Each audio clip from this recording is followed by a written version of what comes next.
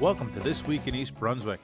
Today we drop by East Brunswick High School for a trio of senior night celebrations.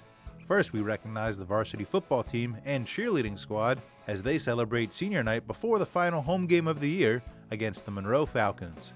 The Lady Bears field hockey team also recently held their senior night, and finally the girls volleyball team honored their senior student athletes and managers before a home match against Kearney. We also have coverage of the My First Mud Run event at the Community Arts Center that raised funds for VFW post number 133. The East Brunswick Police Department held the annual Coffee with a Cop event to encourage residents to meet the members of our police force and get to know the men and women behind the badge.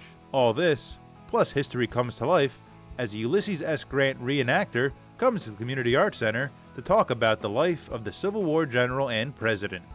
So stay with us. This Week in East Brunswick starts now.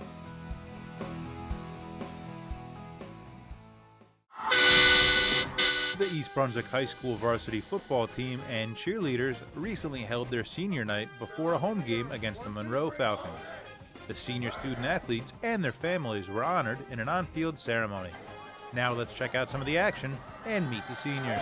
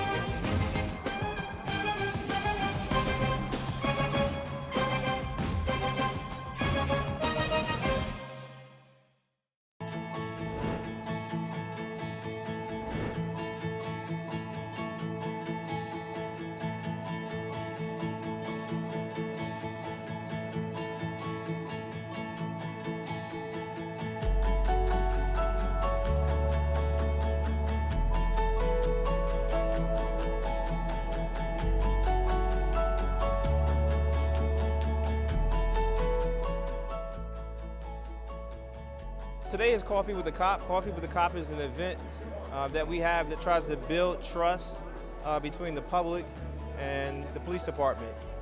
So we want to bridge the gap between the police department and the community. So we want to build relationships by having coffee and refreshments. So we want to thank Cinnabon and Panera Bread who provided the coffee and the refreshments. So we want to have people come out, enjoy refreshments and coffee, and have an opportunity to speak with us with whatever's on their heart and mind.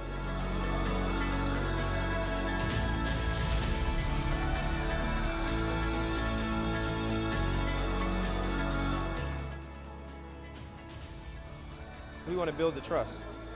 All right, so sometimes people may have issues or things that's on their heart and mind that they would like to discuss. Maybe they've had a prior experience with a law enforcement officer. Maybe there's a certain perception that they have from TV, from the internet, or even just from family and friends.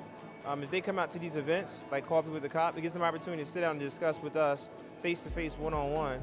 So sometimes people's perception may be their reality, but sometimes it may not be reality. You know, so sometimes they may be misguided or misunderstood.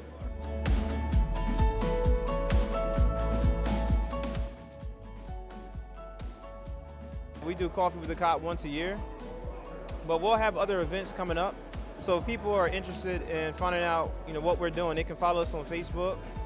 They can follow us on Twitter or Instagram. And if they just type in East Brunswick Police Department, it'll come up on Facebook, Instagram, or Twitter, and they can see some other events that we're doing. And at any time, if people want to, feel free to reach out to us. They can email us, the Community Policing Unit. They can email us, and we'll be more than glad to discuss anything that they would like to talk about.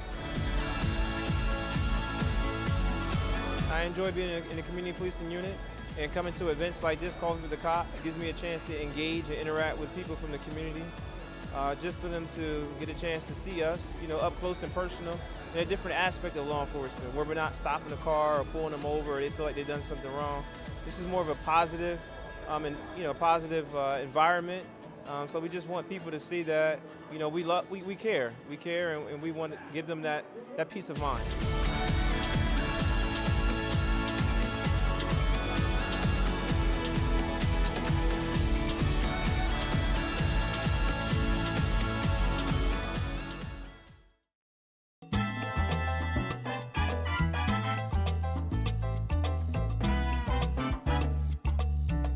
Hi, I'm Mike Reisner, Director of Recreation, Parks, and Community Services for East Brunswick Township. We're here at the Community Arts Center at Your First Mud Run, the second annual Your First Mud Run. Our department has partnered with the company Your First Mud Run to bring this event to East Brunswick for the second year running. It's an introductory mud run course made specifically for families, and it also is a fundraiser that we utilize, and this year's recipient is the VFW of East Brunswick.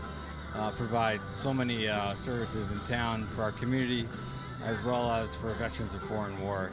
We really appreciate all they do for our community, so hopefully we can raise some funds for them here today. Also here today is Man of Physical Therapy, the Fit Nation Club from East Brunswick High School. We're happy to have them. And also Primrose School, which is a new child care opening in East Brunswick relatively shortly on Summerhill Road. So we have a lot of great obstacles here, including the Star, which is mud, of course. And we're looking forward to a nice, fun-filled day here in East Brunswick. Hello, my name is Tommy Cole. I'm the commander at the VFW Post 133 in East Brunswick. And we're here today for the kids' mud run that they're having here. And it's a little windy out here today, but we'll get it done. We're also having a flag ceremony for the township have put a flag up, so some of my cohorts are going to be here later on, and we're going to do a flag ceremony to dedicate the flag at the Arts Centre here. Our post is getting part of the benefits of this race today is donated to us by the Parks and Recreation, which I want to thank very, very much. They're an amazing organisation, and they do it all year long. And Mike and his crew, Mike Dressel and his crew, the director over here, does a magnificent job all year long, throughout the year. And I want to thank them. I don't think they get enough credit by the general public, but they do a magnificent work here. Our post is down here on Cranberry Road, right down the road. And we do many benefits throughout the year.